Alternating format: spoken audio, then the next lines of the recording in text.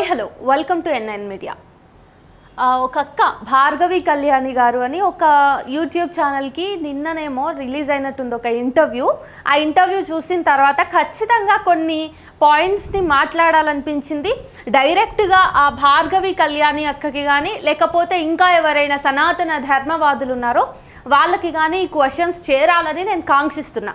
ఎందుకంటే ఆ అక్క ఇంటర్వ్యూ చూసిన తర్వాత ఆ అక్క చెప్పినటువంటి మాటలని బట్టియే నాకు కొన్ని డౌట్స్ వచ్చినాయి అన్నమాట.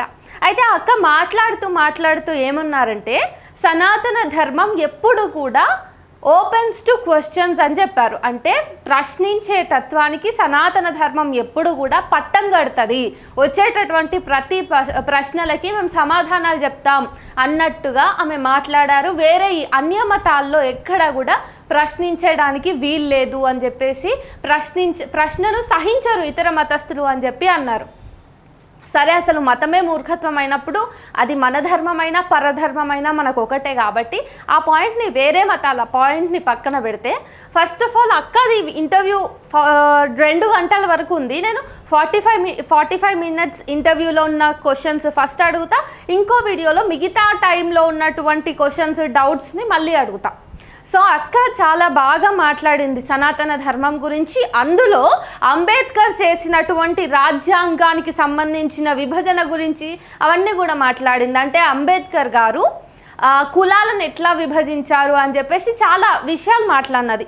అయితే ఆ అక్క మాట్లాడినటువంటి మాటల్లో ప్రశ్నలు నాకున్నప్పుడు నేను అవి అడగాలంటే అక్షరం పొల్లుపోకుండా కనీసం అట్లీస్ట్ అర్థమైన మారకుండా అడగాలి. కాబట్టి ఒక లిస్ట్ రాసుకున్నాను అనమాట. కొన్ని పాయింట్స్ని నోట్ చేసుకున్నా బండగుర్తుగా, కీ పాయింట్స్ లాగా. ఫస్ట్ది ఏంటంటే అణువులోనూ దేవుడిని దైవత్వాన్ని చూస్తానన్నది అక్క. సో సనాతన ధర్మంలో అణువునా కూడా పరమాత్మని చూస్తారంట. మరి ప్రతి అణువులోనూ దైవత్వాన్ని దేవుణ్ణి చూసే ప్రతి దాంట్లోనూ చూసేటటువంటి మీ సనాతన ధర్మ వాళ్ళకి దళితుల్లో దేవుడు ఎందుకు కనిపించడు అనేటటువంటి ప్రశ్నని నేను అడగాలనుకున్నాక, తర్వాత కులానికి సంబంధించిన పాయింట్స్ చాలా ఉన్నాయి, అవి కూడా మాట్లాడతా. బట్ నేనేమంటున్నానంటే పుస్తకం కింద పడ్డ చిన్న వాటర్ బాటిల్కి తెలియకుండా కాలు తగిలినా కూడా మనం దాన్ని మొక్కుతాం అప్రయత్నంగా. మరి వస్తువుల్లో అసలు ఏమైనా దేవుడు ఉన్నాడా? లేడు. వాటర్ బాటిల్ ఏమైనా దేవుడుండా? లేడు. కానీ ఆ బాటిల్లో కూడా మన సనాతన ధర్మపరులు దేవుడిని చూస్తారు, దైవత్వాన్ని చూస్తారు. కాబట్టి ప్రతి అణువులోనూ దైవాన్ని చూసేంత గొప్పదైన సనాతన ధర్మం అని చెప్తున్నారు కదా అక్క మీరు. మరి కనీసం బాటిల్లో కనిపించినటువంటి దేవుడు దైవత్వము మీకు సాటి హిందూ కులస్తులైనటువంటి హైందవ ధర్మానికి చెందినటువంటి దళితుల్లో కనిపించదా అనేది నా ప్రశ్న అక్క. ఆ తర్వాత ఇన్వేడర్స్ మతాన్ని ధ్వంసం చేయడానికే వచ్చిండ్రు భారత్కి. ప్రతి ఇన్వేడర్స్ కూడా భారతదేశానికి ఎందుకు వచ్చిర్రు? అసలు భారతదేశం చాలా నాలెడ్జ్ పరంగా చాలా ఉన్నతమైనది. సో ఇంత ఉన్నతమైనటువంటి నాలెడ్జ్ని ధ్వంసం చేయడానికే ఇన్వేడర్స్ అందరూ కూడా భారత్కే వచ్చిర్రు. వేరే దేశాలకి ఇన్వేడర్స్ వచ్చినట్టు మనం చదువుకున్నామా అని చెప్పేసి అన్నారు. అక్క ఫస్ట్ ఆఫ్ ఆల్ ఇన్వేడర్స్ వచ్చి గుళ్ళను గోపురాలను ధ్వంసం చేసిర్రు అని చెప్పేసి డిస్ట్రాయ్ చేసిర్రు అని చెప్పేసి మీరు మాట్లాడుతున్నారు కదా. చరిత్ర పుటలను ఒకసారి మీరు గమనించినట్టయితే ఎక్కడైనా కానీ ఇక్కడ యుద్ధం అంటే కేవలం అది రాజుకు రాజ్యానికి మాత్రమే జరిగేదక్క. మీరు గుళ్ళను కూల్చివేత గురించి మాట్లాడుతున్నారు కదా, దానికి కూడా చెప్తా. ఫస్ట్ ఆఫ్ ఆల్ ఇన్వేడర్స్ వచ్చింది ఒక మతాన్ని ధ్వంసం చేయడానికో వాళ్ళ మతాన్ని వ్యాప్తి చేసుకోవడానికో మాత్రమే కాదక్క. అసలు అది పాయింట్ కాదు. ఫస్ట్ ఆఫ్ ఆల్ వాళ్ళ ప్రియారిటీస్లో అది ఉండదు. వాళ్ళ హోల్ ప్రియారిటీ ఎక్కడ ఉంటుంది అంటే రాజ్యాన్ని విస్తరించుకునే దానిలో మాత్రమే వాళ్ళ ప్రియారిటీ ఉంటుంది. సో ఆబ్వియస్గా ఏ రాజైనా కానీ ఏం చేస్తాడక్క, ఆయనకి గింత భూమి ఉంటే ఇంగింత భూమిని యాడ్ చేసుకోవడానికే చూస్తాడు. చిన్నప్పటి నుంచి బాలమిత్ర కథల్లో కానీ ఇతర కథల్లో కానీ మనం చదువుకున్నాం. అది సండే మ్యాగజైన్స్లో వచ్చే స్టోరీస్లో కూడా రాజు రాజ్యాన్ని విస్తరింపజేయడానికి చేసే ప్రయత్నాల్లో భాగంగా ఉన్నటువంటి కథలు చాలా ఉన్నాయి. అట్లా నేను కూడా చూసిన. మరి ఇన్వేడర్స్ వచ్చేది రాజ్యాన్ని విస్తరించుకోవడానికి కదక్క. మరి ఇక్కడ మతాన్ని ధ్వంసం చేయడము, మతాన్ని సమూలంగా నాశనం చేయడం అని మీరు ఎట్లా అంటారు? గుళ్ళు గోపురాలను ధ్వంసం చేసిన మాట మీరు మాట్లాడతారు కదా. గుళ్ళు గోపురాలు ఎందుకు ధ్వంసం చేసిండ్రు? ఆబ్వియస్గా మన భారతదేశంలో, ఇప్పుడు భారత్ అంటున్నాం, అప్పుడు భారతదేశం కాదు కదక్క, అప్పుడు 7 కాడ రాజ్యాలు ఉన్నాయి. మరి ఆ రాజ్యాలు, ఆ భూమిని బట్టి ఆ రాజ్యాలన్నీ కూడా, అక్కడి రాజులందరూ కూడా యుద్ధానికి భయపడి వాళ్ళ దగ్గర ఉన్నటువంటి ధనాన్ని, సంపదను అంతా కూడా గుడులలో విగ్రహాల కింద ధనాగారాలుగా దాచుకున్నారు. ఫర్ ఎగ్జాంపుల్ నేను చెప్తా, నాది కర్ణాటకలో చంద్రికి అనేటటువంటి ఒక గ్రామం. ఆ గ్రామానికి చిన్నగున్నప్పుడు సమ్మర్ హాలిడేస్లో వెళ్ళినప్పుడల్లా అక్కడ ఉండే రాజకోటని నేను విజిట్ చేస్తాక్క. అయితే మా అన్నయ్య వాళ్ళు ఏం చెప్పేవాళ్ళంటే, రాజకోటకు వెళ్తున్న మార్గంలో మొత్తం కూడా నడుస్తుంటే బంగారం కదులుతున్న శబ్దం వస్తుంది అని చెప్పేవాళ్ళు. కాబట్టి అక్కడ నడుస్తున్నంతసేపు నేను చాలా సైలెంట్గా నడిచేవాళ్ళం మేమంతా, సో దట్ గోల్డ్ సౌండ్ మేము వినగలుగుతాము అని. సో అక్కడ ఆ కోటలో ప్రతి దేవుడికి సంబంధించిన ఆలయాలు ఉన్నాయి. ఒక శివాలయం ఉంది, చిన్న చిన్న ఉపాలయాలు ఉన్నాయి. సో శివుడి కింద అంటే విగ్రహం ఉంటుంది కదా, లింగం కింద కూడా అక్కడ బంగారం ఉంటే దొంగలు ఆ బంగారాన్ని, ఆ నిధిని తవ్వి తీసుకోవడానికి ప్రయత్నం చేసి చచ్చిపోయిన వార్తలు అని చెప్పేసి ఇట్లా కొన్ని ఏమంటారు పుకారాలు ఉన్నాయక్క. అక్కడ బావి ఉందని చెప్పేసి, ఆ బావిలో బంగారం ఉంది, ఆ బావి కింద ఇంకో బావి, అక్కడంతా బంగారం ఉంది అని చెప్పేసి ఉంది. సో అది బేసికలీ రాజకోట. కాబట్టి రాజులందరూ కూడా ధనాన్ని విగ్రహాల కింద దాచిర్రు. చాలామంది హిందువులు కూడా బంగారం కోసం నిధిని దొరకబట్టుకోవడానికి ఘంటు అంటారు మా భాషలో, అంటే మా వైపు ఘంటు అంటారు. ఆ ఘంటు కోసము గుడ్లని తవ్విండ్రు. హిందువులు కూడా తవ్వినటువంటి దాఖలాలు ఉన్నాయి. మరి అదే బంగారం కోసం, ధనం కోసం, రాజ్యం కోసం వాళ్ళు తవ్వి ఉండొచ్చు కదా, గుళ్ళను ధ్వంసం చేసి ఉండొచ్చు కదా. అయితే ఇక్కడ ఎందుకు ఇంత ఖచ్చితంగా నేను ఈ మాట చెప్తున్నానంటే, మీరు అంటున్నటువంటి పాయింట్ కొంతవరకు కరెక్ట్ అయ్యుండొచ్చు. ఎందుకంటే ఏ మతంలో అయినా వాళ్ళ మత పిచ్చి ఇక్కడికి రీచ్ అయితే వాళ్ళు ఖచ్చితంగా విధ్వంసమే చేస్తారు, అదే మతస్థులైనా. మీరు అన్నట్టుగా ఇతర మతాలు కూడా హిందూ మతం మీద ధ్వంసం చేయడానికి కుట్రలు పన్నినాయి అంటే నమ్మొచ్చు ఒక వరకు. ఎందుకంటే ప్రతి మతం చేసేది అదే కదక్క. ఎవ్రీ మతం ఏం కోరుకుంటుంది? ఇంకొక మతం మీద నేను సుపీరియర్గా ఉండాలనే కోరుకుంటుంది, అదే మతమైనా సరే. సో మీరన్న పాయింట్ ఎంత లాజికలో, నేను చెప్తున్న పాయింట్ వెనుక ఆధారాలు కూడా ఉన్నాయి చారిత్రకంగా. ఫర్ ఎగ్జాంపుల్, రాజ్యానికి ఇంకా ధనానికి, ఘంటుకి అప్పటి రాజులు ఎంత ఇంపార్టెన్స్ ఇచ్చేవాళ్ళంటే, రాజ్య విస్తరణ కోసం కానీ, రాజ్యాన్ని కాపాడుకోవటం కోసం కానీ ఆర్యులు అంటే బ్రాహ్మణులు స్వయాన వాళ్ళ ఇంటి ఆడబిడ్డలను ముస్లిం రాజులకు ఇచ్చి పెళ్లి చేసినటువంటి చారిత్రక ఆధారాలు కూడా ఉన్నాయి కదక్క. మరి దీని గురించి మీరేం మాట్లాడతారు? ఈ పాయింట్ నాకు మీ నుంచి వినాలని ఉంది, వినమ్రంగా అడుగుతున్నా. సో అది దండయాత్రలు ముఖ్యంగా జరిగినవి ఎందుకంటే రాజ్యాన్ని విస్తరించుకోవడానికి. ఆ తర్వాతనే వివిధ కారణాలన్నీ కూడా జస్ట్ అదంతా ఒక ఫర్ ఎగ్జాంపుల్ అక్క, నాకు ఒకరిని కలిస్తే 1 లక్ష రూపాయలు వస్తాయి. ఆ ప్రాసెస్లో కలవడానికి వెళ్తున్న మీన్ టైంలో నాకు చిన్న డబ్బులు కూడా వస్తాయి అంటే మొత్తం కలెక్టివ్గా తీసుకొని పోతారు కదా. చిన్నపిల్లలు గేమ్ ఆడేటప్పుడు కూడా వాళ్ళ డెస్టినేషన్కి రీచ్ అయ్యే ముందు కొన్ని బోనస్ పాయింట్స్ కోసం వాళ్ళు కూడా ఏమంటారు ప్రయత్నం చేస్తారు. అలాంటిదే ఇది కూడా. ఈ మతానికి సంబంధించి గుళ్ళను ధ్వంసం చేయడం, లేకపోతే మతపు రంగును పూయటం, ఇవన్నీ కూడా అందులో భాగంగానే వస్తాయి అక్క. ముఖ్యంగా అయితే రాజ్య విస్తరణ కోసమే వాళ్ళు ఇన్వైట్ చేసిర్రు. ఆ తర్వాత ప్రతి మనిషి సమానమని మనం చెప్తే, సమానం కాదు అని పుట్టుకొచ్చినటువంటి మతాలు కొన్ని అని మీరు అన్నారు. ఏ మతమైనా ఒకవేళ మనుషులందరూ కలిసి ఉండాలనే చెప్తుంది అంటే నేను నమ్మను, నేను నిజంగా నమ్మను. ఈరోజు సనాతన ధర్మంలో కానీ హిందుత్వంలో కానీ మనము కులాలు ఉన్నాయి, ఈ కులాల్లోకి మళ్ళీ సబ్ కాస్టులు ఉన్నాయని మాట్లాడుకుంటున్నాం. అట్లనే ముస్లింలు కూడా ఏమైనా ఒక్క రకంగా ఉన్నారా? ముస్లింలలో కూడా చాలా విభజనలు ఉన్నాయి. వాళ్ళ లోపటే వాళ్ళు ముస్లింలే పేరుకి, కానీ వాళ్ళ లోపల చాలా కులాలు ఉన్నాయి. అట్లనే క్రైస్తవులు ఏమైనా ఒకటే మతంగా ఉన్నారా? వాళ్ళు ఒక చర్చికి పోయేటోళ్ళు ఇంకో చర్చికి పోరు, ఈ చర్చిలో తిన్న వాళ్ళు ఇంకో చర్చిలో తినరు. వీళ్ళు బొట్టు పెట్టుకుంటారు, కానీ క్రిస్టియన్స్ వాళ్ళు బొట్టు పెట్టుకోరు ఖచ్చితంగా, వాళ్ళు క్రిస్టియన్సే. ఇట్లా ఏ మతంలో అయినా విభజనలు అనేవి ఖచ్చితంగా ఉన్నాయక్క. మరి మీరేమంటున్నారంటే ఇతర మతాలన్నీ విభజించడానికి పుడితే మేం మాత్రం కలిపి కుడుతున్నాం, మేము కలిసి ఉండడానికి, ప్రతి మనిషి సమానం అని చెప్పడానికి, యూనిటీ కోసం సనాతన ధర్మం మాట్లాడుతుంది అని మీరు అన్నారు. యూనిటీ కోసమే కనుక ఖచ్చితంగా సనాతన ధర్మం మాట్లాడితే మరి రామాయణం నుంచి మాట్లాడుకుంటే చాలా చోట్ల కులానికి సంబంధించినటువంటి విభజన అనేది కనిపిస్తూ ఉంది. మీరు చాలా పాలిష్డ్ వేలో ఒక సందర్భంలో అదే ఇంటర్వ్యూలో 45 మినిట్స్ కంటే ముందే ఏం చెప్పారంటే సెపరేషన్ క్లాసిఫికేషన్ అని ఒక మంచి ఏమంటారు డెఫినేషన్ ఇచ్చిర్రక్క. చాలా బాగుంది. అంటే మీరు ఎంత బాగా కవర్ డ్రైవ్ చేస్తున్నారు అని అనుకోవాలో, లేకపోతే ఇంత చదువుకున్న ఈ అక్క మతం దగ్గర ఎందుకు పడ్డది అని జాలిపడాలో నాకు అర్థం కాలేదక్క.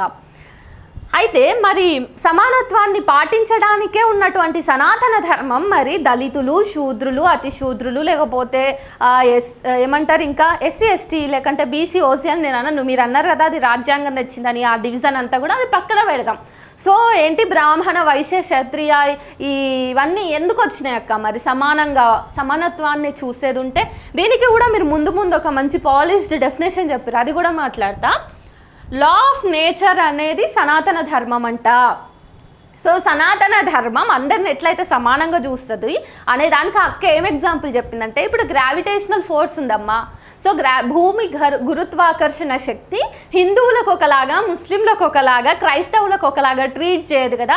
చెట్టు హిందువులకు ఒక పండు, ముస్లింలకు ఒక పండు ఇవ్వదు కదా అన్నట్టుగా అక్క మాట్లాడినారు. దాన్ని లా ఆఫ్ నేచర్ అని చెప్పిర్రు. Law of nature. కానీ పాపం నేచర్కి రాదక్క. నిజంగానే మీరు అన్నట్టు నేచర్కి కులాలని బట్టి, మనిషిని బట్టి, మతాన్ని బట్టి దూరం చేసేటటువంటి గుణం అనేది నేచర్కి ఎప్పుడూ లేదు. నిజమే ఇది. ఎందుకంటే ఏ చెట్టు కూడా నువ్వు దళితుడివి పక్కకు పో నేను నీకు పండునివ్వను అని అనలేదు. కానీ ఇదే సనాతన ధర్మానికి చెందినటువంటి మనిషి నేచర్కి సంబంధించిన ఒక చెట్టు యొక్క పండు తిన్నందుకు కొట్టి చంపిన దాఖలాలు ఉన్నాయి. అది ఎప్పుడో మళ్ళీ నేను పూర్వయుగాలవి చెప్పట్లేదు. మీరు ఇచ్చిన సాక్ష్యాధారాలు లేకపోతే మీరు కోట్ చేసిన అన్నీ కూడా గతానికి సంబంధించి అసలు ఉన్నాయో లేవో, జరిగినాయో లేవో అనేటటువంటి త్రేతాయుగం, ద్వాపర యుగం అని చెప్పేసి మీరు అవన్నీ కూడా యుగాలకి సంబంధించినవి మీరు మాట్లాడుతున్నారు. కానీ నేను యుగాలకు కాదు 10 సంవత్సరాలు కూడా నిండినటువంటి ఘటనలను ఆధారంగా చేసుకొని నేను మాట్లాడుతున్నా. ఆ తర్వాత ముస్లిమ్స్, హిందూస్ హ్యాపీగా ఉన్నారా చెప్దాము. ఏంటి ఓకే కట్. మీరేమన్నారక్క? ముస్లింలు, క్రిస్టియన్స్ భారతదేశంలో హ్యాపీగా ఉన్నారు. ఇది ఇండియా, ఇక్కడ హిందువులు మెజారిటీ మతస్థులుగా ఉన్నారు కాబట్టి ఈ భారతదేశంలో ఇతర మతస్థులైన ముస్లింలు, క్రిస్టియన్స్ హ్యాపీగా ఉన్నారు అని చెప్పేసి మీరు అంటున్నారు. ఎందుకంటే తెలుసా, అది కూడా హిందువులకు చంపడాలు, నరకడాలు తెలవంట. అందుకనే భారతదేశంలో హిందువులు ఉన్నందుకు గాను, హిందువులు మెజారిటీ పీపుల్గా ఉన్నందుకు ఇక్కడ ఇస్లాం మతస్థులు కానీ లేకపోతే క్రైస్తవ మతస్థులు కానీ హ్యాపీగా ఉన్నారంట. అక్క ఎక్కడ హ్యాపీగా ఉన్నారక్క? నాకు తెలియక అడుగుతా. ఉత్తరప్రదేశ్లో అనుకుంటా గోవుని చంపకపోయినా కానీ ఒక చిన్న యువకుడిని 12-13 సంవత్సరాల యువకుడిని చంపేసిండ్రక్క సంఘ్ పరివార్ వాళ్ళు. ఆ తర్వాత ఆ అబ్బాయి బ్రాహ్మణుడు అని తెలిసిన తర్వాత సారీ చెప్తుర్రు, ముస్లిం అనుకొని చంపినామని చెప్పేసి. చంపడాలు, నరకడాలు మనకు తెలియదన్నారు కదా అక్క, అవి ఎందుకు జరిగినాయి? అంత దూరం ఎందుకు అక్క? మన తెలంగాణలో కూడా ఎన్ని ఘటనలు ఉదాహరణగా తీసుకోవచ్చు మీరు చెప్పండి. రికార్డ్ అవ్వట్లేదు ఇక్కడ. ఎందుకు రికార్డ్ అవ్వట్లేదు? ఎందుకంటే పరిపాలిస్తున్నటువంటి పాలకుల చేతిలో కూడా మతం అనేది ఒక ఆయుధం. ఈరోజు వాళ్ళు కూడా మతాలకు బ్రాండ్ అంబాసిడర్లుగా మారినరు కాబట్టి ఈ మతం తాలూకు క్రైమ్స్ ఏవి కూడా బయటపడకుండా చేస్తున్నారు. చంపడాలు, నరకడాలు తెలియవు అంటున్నారు కదా. అంతెందుకు మీ ఇంటర్వ్యూలోనే ప్రోమోలు చూస్తే ఎవరైనా ప్రోమో చూసి ఎవరో ఎందుకు అక్క, నేనే సాటి హిందూ మతస్థురాలనే ఏమనుకున్నా అంటే, అదేంటి మేము నరుకుతా చంపుతా అంటుంది, అయ్యో ఇంత ధైర్యంగా ఇంత యాంటీ సోషల్ పదాలు ఏమి ఎట్లా ఉపయోగించగలుగుతుంది అని నేను భయపడ్డా నిజానికి. సో భయంతో చేస్తున్నటువంటి వీడియో ఇది. ఎందుకక్క మనం ఎందుకు ఇంత ఉద్రేకంగా తయారవుతున్నాం నాకు అర్థం కాక అడుగుతా. సో మరి చంపడాలు, నరకడాలు తెలియదు అంటున్నారు. మరి రీసెంట్గా పాస్టర్ ప్రవీణ్ గారు చనిపోయారు కదా, అది ఇంతకుముందు హిందూ మతాన్ని అడ్డం పెట్టుకుని మేధావులను చంపిన దాఖలాలు ఉన్నాయి కదా. మరి మతానికి సంబంధించి ఎన్నో చావులు మన కళ్ళ ముందు జరిగినవి, యుగాల వరకు వద్దు, ప్రస్తుత కాలమాన పరిస్థితుల్లో జరిగినటువంటి ఇన్సిడెంట్స్కి మీరు ఏమని కవర్ డ్రైవ్ చేసుకుంటారో చూడాలని ఉంది. ఎందుకంటే మీరు కవర్ డ్రైవ్ చేసుకోవడం కూడా చాలా మంచి కళ, చాలా కళగా చెప్తున్నారు, కళాత్మకమైనటువంటి కవర్ డ్రైవ్ చేస్తున్నారు కదా. అందుకన్నా కులం మనది కాదా అనేది ఒక ప్రశ్న. మీరు ఏమన్నారంటే కులం మనది కాదు, కులం మనది కాదు, కులం బ్రిటిషర్స్ వచ్చిన తర్వాత వచ్చింది, మన కులాలు లేవు, మనము చేస్తున్నటువంటి వృత్తిని బట్టి పెట్టుకున్న పేర్లు అవి, కులాలు మన దగ్గర లేవు. ఏ పురాణాల్లో ఉంది ఎస్సీ ఎస్టీ బీసీ ఓసీ అని చెప్పేసి? ఏ పురాణాల్లో ఉంది ముదిరాజ్ యాదవ్ అని చెప్పేసి, లేకపోతే ఇంకో కులం పేరు రెడ్డి అని? ఇవన్నీ ఏ కులం ఏ పురాణాల్లో ఉన్నాయని చెప్పేసి అంటున్నారు. సో ఏ పురాణాల్లో ఉన్నాయి ఈ రెడ్డి మాల మాదిగా లేకపోతే యాదవ్స్ ఇంకా ముదిరాజులని ఏ పురాణాల్లో ఉన్నాయని మీరు క్వశ్చన్ చేసిర్రు. సో కులం మనది కాదు అని అన్నారు. అయితే ఈ పాయింట్ ఏమి అన్నప్పుడు యాంకర్ కూడా నాకు ఈ అక్క మీద ఎట్లాంటి నెగిటివ్ ఇంప్రెషన్ లేదు, ఎందుకంటే ముందు అక్కడ కూర్చున్నటువంటి యాంకర్ మీద మాత్రం చాలా కోపం ఉంది. ఈ అక్క కులం మనది కాదు అంటే అవును అంట, అవునక్క కులం మనది కాదు, మనం చేస్తున్నటువంటి పనుల్ని బట్టి మనకు పేర్లు ఉన్నాయని చెప్పేసి నేను అందిస్తున్నాడు. అరేవా, యాంకర్స్ అంటే జర్నలిస్టులు అనుకుందాం.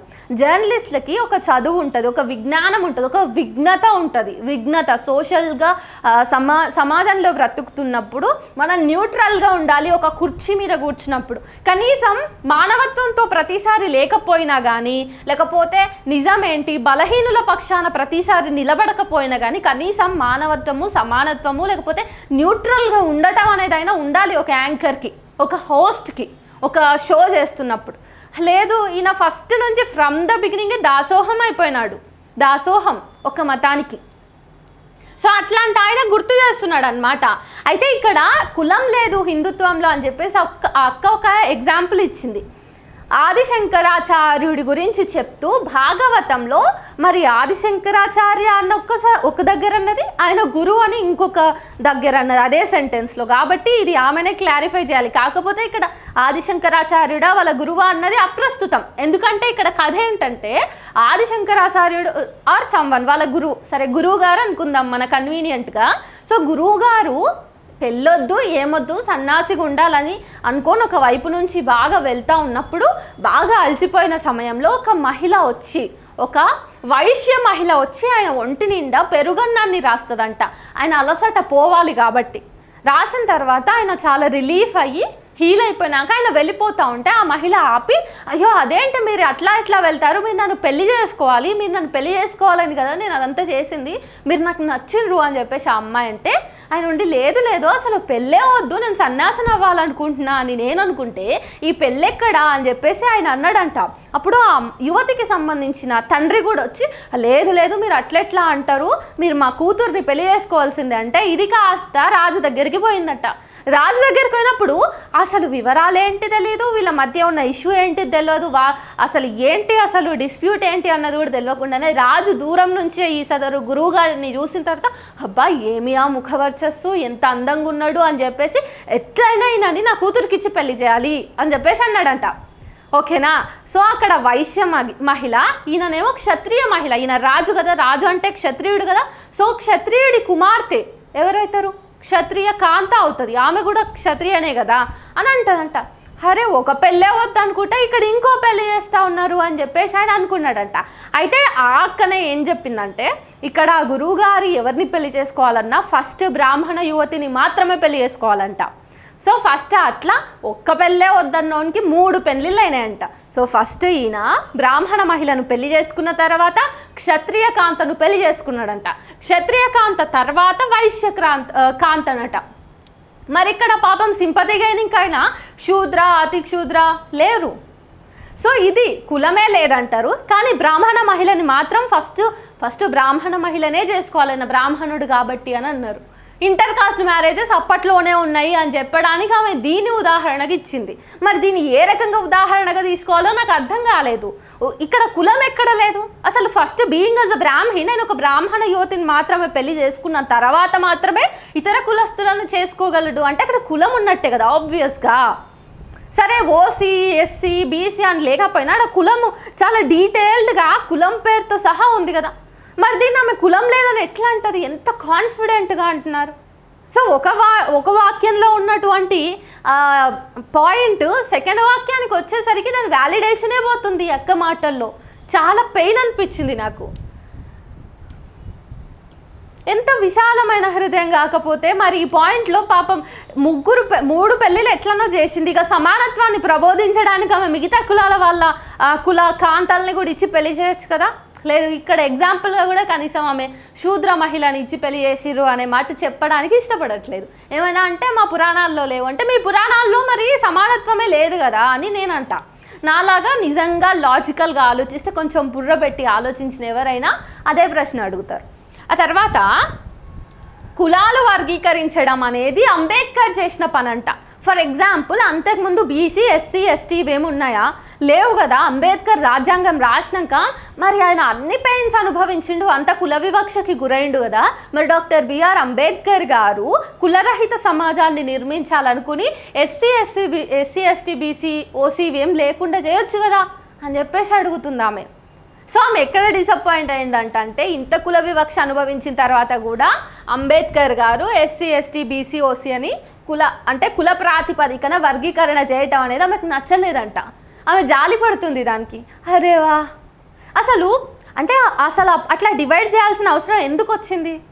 కనీసం ఒక్క వివక్ష కూడా లేదు అన్నట్టుగా మాట్లాడుతుంది ఈమె. ఎక్కడ చంపకాలున్నా, ఎక్కడ నరకడాలున్నా, ఎక్కడ వివక్ష ఉంది? అంటరాని తనమే లేదంటుంది ఆమె. చాలా ఓపెన్గా, చాలా కాన్ఫిడెంట్గా అంటరాని తనమే లేదు, బ్రిటిషర్స్ వచ్చిన తర్వాత ఇవన్నీ ఉన్నాయి, ఇవన్నీ కూడా ఈ కాస్టులు ఇవన్నీ లేవు మనకి అంటే. మరి రామాయణం తీసుకోండి, చాకలి గురించి ప్రస్తావన ఉందా లేదా? బోయవాడు, రామాయణాన్ని రాసిన బోయవాడు ఉన్నాడు కదా, ఆయన బోయ అంటే ఎవరు? సో ఒక్కొక్క రాష్ట్రంలో ఒక్కొక్క కులానికి సంబంధించిన మనిషిగా ఉన్నారు.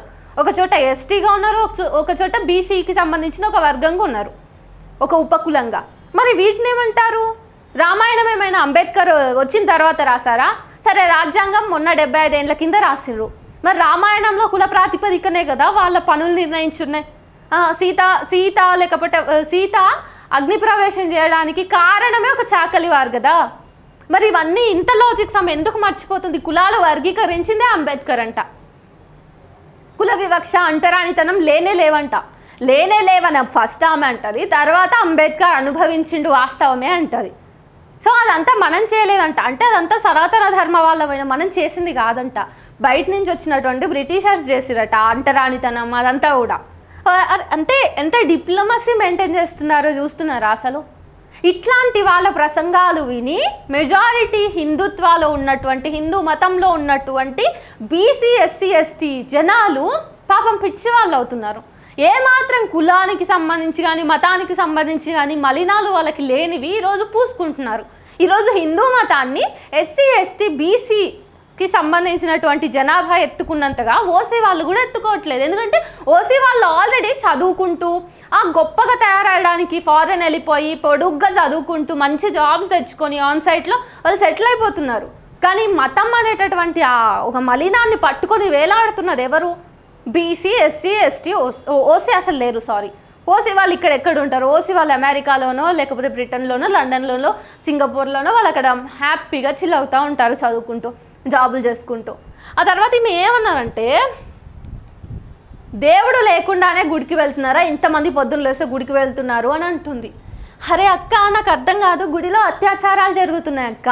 మరి దేవుడి సన్నిధిలో రీసెంట్గా ఒక వీడియో చూసిన, ఒకసారి కూర్చుని చెప్పారు సనాతన ధర్మ ప్రచారకులు, ఆయన గురించి సపరేట్గా కూడా వీడియో చేస్తా. ఆయన ఏమన్నారంటే, పీరియడ్స్లో ఉన్నటువంటి మహిళలు పెళ్ళిళ్ళలో తిరిగి మొత్తం మలినం చేస్తున్నారు, అందుకనే 3 నెలల్లోనే ఒక జంట విడిపోయిండ్రు అని చెప్పేసి అంటున్నాడు. ఆయన గురించి వేరే వీడియో కూడా సపరేట్గా చేయాలి, అసలు అది పడాల్సిన కంటెంట్ అది. సో అది మాట్లాడుకున్నాం. సో మరి దేవుడు లేడు, దేవుడు ఎక్కడ లేడు, దేవుడు లేకుండానే రోజు గుడికి పోతున్నామా, దేవుడు కేవలం గుడిలోనే ఉన్నారా, దేవుడే మనం కదా అని చెప్పేసి అంటున్నారు. మరి గుడిలో సరిగ్గా గర్భాలయానికి అతి దగ్గరలో సమీపంలో మహిళల్ని అత్యాచారాలు చేస్తుర్రు. గుడి పూజారి కూడా ఒక మహిళని చెరబట్టినటువంటి వార్త గత సంవత్సరన్నర క్రితం కూడా మనం చూసినాం. వారం కిందనే నాగర్ కర్నూల్లో ఒక మహిళని గుడిలోనే అత్యాచారం చేశారు. వాళ్ళందరూ హిందువులు, అండర్లైన్ చేసుకోవాల్సిన పాయింట్. మరి ఇదేంటక్క, నాకు అర్థం కాదు. దేవుడు మరి ఆడది అత్యాచారానికి గురవుతుంటే దేవుడు చూసుకుంటూ కూర్చున్నాడా? ఆ తర్వాత ప్రతి ఒక్కడు గూగుల్ సీఓ అవ్వలేడు కదా, అందుకనే ఈ కులాలు, ఈ పదాలు, ఈ పనులని బట్టి విభజన అని అన్నారు. అంటే ఈ మాట ఏ సందర్భంలో ఉన్నదంటే అక్క, కులాలు ఏం లేవు, మనం చేసే పనుల్ని బట్టే ఉన్నాయి. ఈరోజు నేను బ్రాహ్మణుని అనుకుందాం, నేను పొద్దున పూజ చేయాలంటే నాకేం కావాలి? పాలు కావాలి. నైవేద్యం చేయాలంటే బియ్యం కావాలి, పాలు పితికేవాడు కావాలి, బియ్యం పండించే రైతు కావాలి. వీళ్ళందరూ ఎవరు? వీళ్ళందరూ శూద్రులు కదా. సో ఇక్కడ బ్రాహ్మణుడు పని చేయాలంటే, పూజ చేయాలంటే కూడా శూద్రుల కాడి నుంచి ప్రతి ఒక్కరూ పని చేస్తేనే బ్రాహ్మణుడు పూజ చేసుకోగలుగుతాడు, వాళ్ళందరూ కష్టపడితేనే. కాబట్టి శూద్రులు హిందూ ధర్మానికి పిల్లర్స్ లాంటి వాళ్ళు అని చెప్తుంది, పిల్లర్స్ లాంటి వాళ్ళు అని. ఆ సందర్భంలో ఏం చెప్పిందంటే, ఒక వాచ్మ్యాన్ బయట ఎందుకున్నాడు అని మనం అడగలేము, మనం అడిగితే వేస్ట్, ఆయన చదువుకోలేదు అని అన్నది అక్క. సో చదువుకోలేదు కాబట్టి వాచ్మ్యాన్లు అవుతారు, చదువుకోలేదు కాబట్టి వాళ్ళు గేట్ దగ్గర ఉంటారు. నువ్వు వాచ్మ్యాన్ దగ్గరికి పోయి నువ్వు ఎందుకు గేట్ కాడ పెట్టినావు, నువ్వు ఏసీ రూమ్లో కూర్చోబెట్టాలి కదా అంటే ఆ క్వశ్చన్లో పాయింటే ఉండదు అని అంటుంది. అంటే దాని అర్థం ఎస్సీలు వాళ్ళు ఎక్కడ ఉండాలో అక్కడనే ఉండాలి, బ్రాహ్మణులు గుడి అంటే గర్భాలయంలో ఉండాలి, వీళ్ళు గుడి కడగడానికి కూడా వీళ్ళు అసలు కాదు, వీళ్ళు ఎప్పుడు పాకి పని చేసుకుంటూ ఉండాలి అనేటటువంటి ఒక అర్థంలో మేము మాట్లాడింది. మళ్ళీ షుగర్ కోటెడ్ ఏమంటుంది, సనాతన ధర్మాన్ని పైకి లేపడానికి, సనాతన ధర్మాన్ని మోయడానికి వీళ్ళు పిల్లర్స్ అని చెప్పేసి శూద్రులకి ఒక మంచి విశాల హృదయంతో ఒక మంచి లేబుల్ ఇస్తున్నాం మేము. ఇది ఎక్కడి వరకు న్యాయం? అంటే ఎట్లా సమంజసం?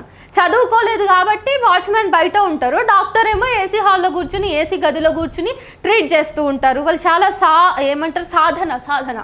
సో సాధన సంవత్సరాల తరబడి వాళ్ళు చేసిన సాధనకు అది రిజల్ట్ అని అన్నది. అదే తరతరాల నుంచి మరి శూద్రులను చదువుకు దూరం చేసింది మీరు కదా. చదివితే నాలుక కత్తిరించడం, చెవుల్లో సీసం పోసిన దాఖలాలు బ్రిటిష్ వాడు వచ్చిన తర్వాత జరగలేదు, అంతకు పూర్వమే జరిగినాయి.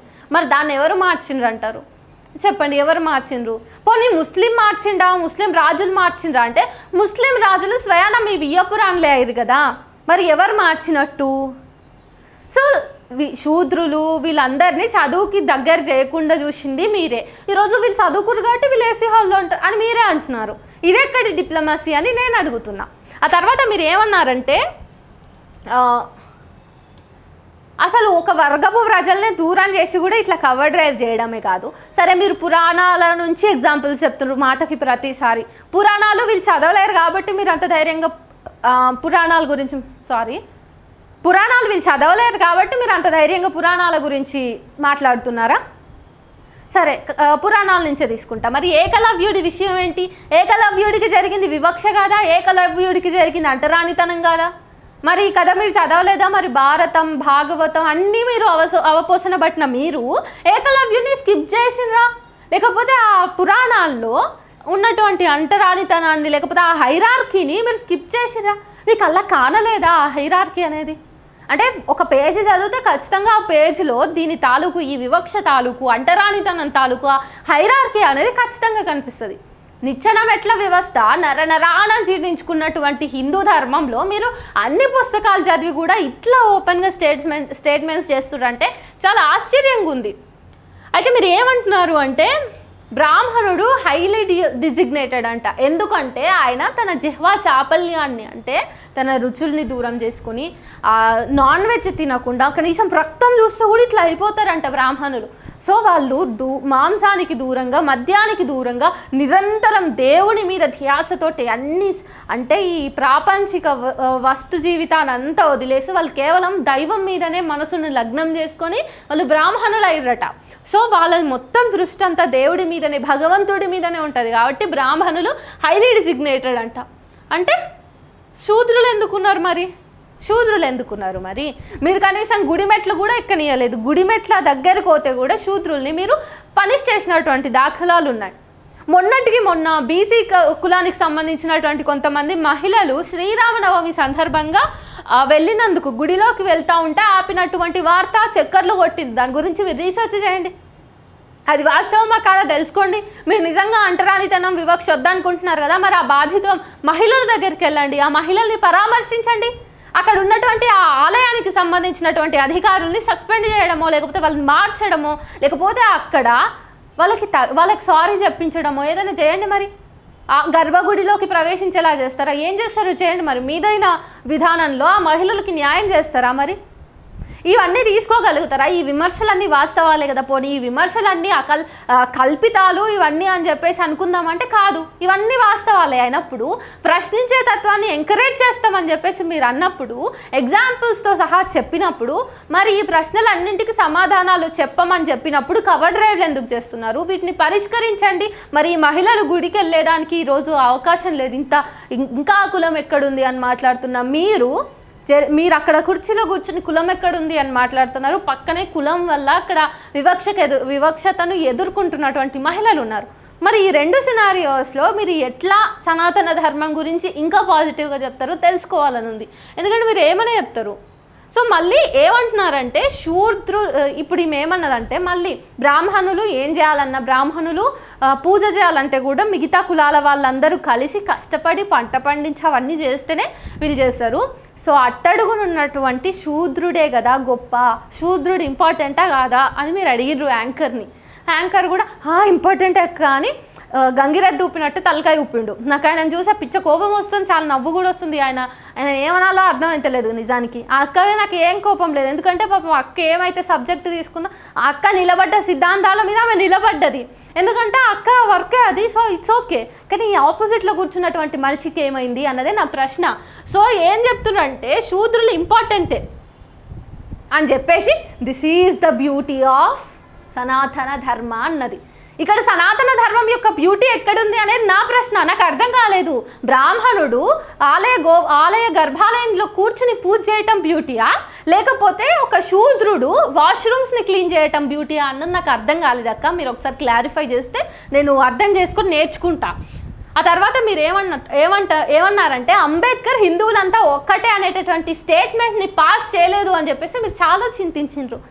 అంబేద్కర్ ఎందుకు అంటారు అక్క? ఫస్ట్ ఆఫ్ ఆల్ అంబేద్కర్ హిందువులందరూ ఒకటే అని ఎట్లా అంటారు? ఎందుకంటే అత్యంత దారుణమైన వివక్షతను ఎదుర్కొన్నటువంటి డాక్టర్ బిఆర్ అంబేద్కర్ ఈ సమాజం విధించినటువంటి కట్టుబాట్లు అన్నింటినీ తెంచుకొని హైయర్ ఎడ్యుకేషన్ని పర్స్యూ చేసినటువంటి ఆయనని మీరు ఈరోజు క్వశ్చన్ చేస్తున్నారు కదా. మరి ఆయన అన్ని చూసిన మనిషి అసలు ఇక్కడ సమానత్వమే లేని మతాన్ని సమానం అని ఎట్లా అంటాడు చెప్పండి? ఇది మీరు ఆయన నుంచి ఎక్స్పెక్ట్ చేస్తారు. మళ్ళీ మీరు దాన్ని ఏమంటున్నారు? మళ్ళీ ఏమన్నారు తెలుసా? అంబేద్కర్ అంతా చదువుకున్నారు, అన్ని గ్రంథాలు చదివిండు, అది చదివిండు, పిహెచ్డీలు ఉన్నాయి, ఆయన అనలేకపోయిండండి సనాతన ధర్మం అంటే హిందువులందరూ ఒక్కటే అనే మతాన్ని ఆయన రాజ్యాంగంలో రాయలేకపోయిండు అని అంటున్నారు. ఆవేదన చెందుతున్నారు. అయ్యో అక్క, ఆయన అత్యంత దారుణమైనటువంటి వివక్షను ఎదుర్కొన్న మనిషి హిందూ మతం అంతా ఒక్కటే, హిందువులందరూ సమానం అని ఎట్లా అంటారు? మీలాగా అనుకున్నారా? నిజమైన వాస్తవిక ప్రపంచంలో బ్రతుకుతున్న వాళ్ళు మీలాగైనా పురాణాల్లో బ్రతకలేడు. ఆయన సమాజంలో, సభ్య సమాజంలో ఏం నడుస్తుందో చూసిన వ్యక్తి అయినా. సో సమాజంలో జరుగుతున్నటువంటి సాంఘిక దురాచారాలకు ఆయన లైవ్ విట్నెస్ కాబట్టి ఆయన వాస్తవాన్ని మాత్రమే రాసిండు. హిందువులందరూ ఒకటే అని చెప్పేసి ఆయన రాసుంటే ఆయనంత అబద్ధపు మనిషి ఇంకెవరు ఉండరు ఈ భూమి మీద అని నేనే అంటుండే. ఆయన అంత వివక్షతని ఎదుర్కొని రాజ్యాంగంలో హిందువులందరూ సమానమే అని రాయాలనే ఎక్స్పెక్టేషన్కి సెల్యూట్ అక్క. ఫస్ట్ ఆఫ్ ఆల్ ఎట్లా హిందువులందరూ సమానం అవుతారు చెప్పండి? ఎట్లా హిందువులందరూ సమానం అవుతారు? పైగా మీరు అంబేద్కర్ మీద ఒక అపవాదేసిర్రు, ఒక పెద్ద అభాండం మోపేసిర్రు. కులాల వారీగా ఈయననే డివైడ్ చేసిండు. సో ఈయన రాజ్యాంగం రాసిన తర్వాతనే ఎస్సీ ఎస్టీ బీసీ అని చెప్పేసి వచ్చినాయి, అంతకుముందు లేవు, ఓసీ బీసీలు ఏం లేవు అంతకుముందు అని అన్నారు. అరే వా, సమాజంలో సామాజికంగా ఉన్నటువంటి పరిస్థితుల్ని బట్టి ఎవరు ఎంత ఉన్నతంగా ఉన్నారో ఇట్లా చాలా క్రైటీరియాస్ బేస్ చేసుకొని అంబేద్కర్ ఒక్కడే రాయలేదు కదా రాజ్యాంగం. ఒక టీం ఉంది కదా, డ్రాఫ్టింగ్ కమిటీ ఉంది, ఆ తర్వాత చాలా డిజిగ్నేషన్ అంటే డిజైన్ ఏమంటారు దాన్ని, డిగ్నిటరీస్ ఉన్నారు, వీళ్ళందరూ కలిసి రాసిండ్రు కదా రాజ్యాంగం. మరి వాళ్ళు ఎవరికైనా అనిపించాలి కదా. పోనీ సరే అంబేద్కర్కి ఏం తెలియదు అనుకుందాం, అంబేద్కర్కి హిందూ మతం కనిపించలేదు అనుకుందాం, మరి ఇతరులైనా రాయాల్సిందే కదా, వాళ్ళు చూస్తుంటారు కదా, వాళ్ళు కూడా హిందూ మతాన్ని ఫాలో అయ్యే వాళ్ళు ఉంటారు కదా, ఒక్కరైనా ఉంటారు కదా అక్క. అయినా మెజారిటీ మతమే హిందూ మతం అయినప్పుడు ప్రతి చోట అగ్రవర్ణాలే ఫిల్ అయిపోయినప్పుడు మరి అక్కడ కూడా ఉంటారు, కానీ వాళ్ళు ఎందుకు రాయలేరు అక్క? కనీసం నీకు నువ్వైనా నిజాయితీగా ఉంటే నెక్స్ట్ ఇంటర్వ్యూ ఇస్తావా ప్లీజ్? ఇది ఒక్కటే నా నుంచి అభ్యర్థన. సో రాజ్యాంగాన్ని కూడా మిస్లీడ్ చేస్తుంది అక్క. సో కులాల్ని కనిపెట్టిందే అంబేద్కర్ అన్నట్టుగా స్టేట్మెంట్స్ని పాస్ చేసి ఈరోజు రాజ్యాంగాన్ని మిస్లీడ్ చేయడానికి ఇట్లాంటి షుగర్ కోటెడ్ పదాల్ని, షుగర్ కోటెడ్ వ్యాఖ్యల్ని కూడా. ఎందుకంటే ఇంటర్వ్యూలో ఎక్కడ కూడా చాలా వరకు నేను చూసినటువంటి 45 నిమిషాల వరకు, ఈ రోజు 45 నిమిషాల కాన్సెప్ట్ కాబట్టి ఎక్కడ కూడా ఆమె దారుణంగా రియాక్ట్ అవ్వలేదు, అగ్రెసివ్ అవ్వలేదు, అరోగెంట్ అవ్వలేదు, చాలా కూల్గా చెప్పింది. సో దీని వెనుకనే ఏదో స్ట్రాటజీ ఉంది అనేది మనం అర్థం చేసుకోవాలేమో బహుశా. అందుకని చాలా ప్రేమగా అంబేద్కర్ని కూడా అంటుంది ఈమె. ఆ తర్వాత సరే ఇన్ని గానం చెప్తుంది అక్క, మొత్తం నీతి చెప్తుంది, ఈక్వాలిటీ అంత ఈక్వల్ ఉండేది అంత చెప్తుంది. మళ్ళీ ఇదంతా చెప్పి మళ్ళీ విషయం నింపుతుంది. సనాతన ధర్మం అది యూనిటీ, సనాతన ధర్మం అంటే ఇట్స్ టీమ్ వర్క్ అది ఇది అని బాగా లేపుతుంది. దీనికి సపోర్ట్ చేయడానికి లైవ్ ఎగ్జాంపుల్స్ని ఎట్లా తీసుకుంటుంది తెలుసా ఈ అక్క?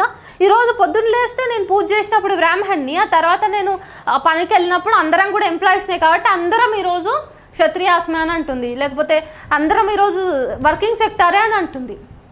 మరి ఇట్లా ఈ ఎగ్జాంపుల్ని కరెంట్ సిచ్యువేషన్స్కి అనుగుణంగా ఎగ్జాంపుల్ చెప్పినట్టే మరి ఇప్పుడు కూడా అరే సరే పురాణాల్లో జరిగింది ఎందుకు, రీసెంట్గా కూడా ఏదైనా జరిగిందా అని చెప్పొచ్చు కదా. ఇప్పుడు ఏ వివక్షలు లేవు కదా అని అనొచ్చు కదా, అనట్లేదు. ఇంత అప్డేటెడ్ వరల్డ్లో, ఇంత డెవలప్డ్ కంట్రీలో కూడా ఈ రోజుకి మనం కులానికి సంబంధించిన కుల దురహంకార హత్యలు చాలా చూస్తున్నాం. కానీ అక్క అవన్నీ చెప్పట్లేదు, ఎస్కేప్ అవుతుంది అక్క. కన్వీనియంట్గా ఉన్నటువంటి ఎగ్జాంపుల్స్ని మాత్రమే టకాటకేస్తుంది. కానీ చాలా బాగా ప్రిపేర్ అయ్యింది అక్క, I appreciate for that. So Hindu మతంలో ప్రశ్నించడం ఉంది అన్నది కాబట్టి నేను ఈ క్వశ్చన్స్ అడిగిన. నెక్స్ట్ వీడియోలో మిగతా వీడియోకి సంబంధించినట్టు అంటే మిగతా పార్ట్ ఆఫ్ ద ఇంటర్వ్యూకి సంబంధించినటువంటి క్వశ్చన్స్ని కూడా అడుగుతా. సో మొత్తానికి అక్క ఏమంటుందంటే, వేకప్ హిందూస్ అనే టైటిల్ మీద రిలీజ్ అయినటువంటి ఈ ఇంటర్వ్యూలో భాగంగా హిందువులందరూ సమానమే, యూనైట్గా ఉండాలని అంటుంది. కానీ దయచేసి వివక్షతల్ని ప్రశ్నించండి. వివక్షతల్ని ప్రశ్నించకపోతే ఈ మాత్రం ఫ్రీడమ్ కూడా ఉండదు తర్వాత. ఆల్రెడీ అసలు ఇంత ఆమె చంపుతాం, నరుకుతాం, మీకు ఈ భారతదేశంలో ఉండే హక్కు లేదు అనేటటువంటి సెంటెన్సెస్ ఆ ప్రోమోలో పెట్టిర్రు. అసలు ఇంత ఆరోగెంట్గా, ఇంత అగ్రెసివ్గా హిందుత్వవాదులు బిహేవ్ చేస్తూ ఉన్నారు అంటే వీళ్ళ వెనుక ఏమున్నట్టు? ఆబ్వియస్గా పవర్ ఉంది. సో ఈ పవర్ వల్ల భారతదేశం అనేది ఒక సెక్యులర్ కంట్రీగా మనం అనుకున్నాం.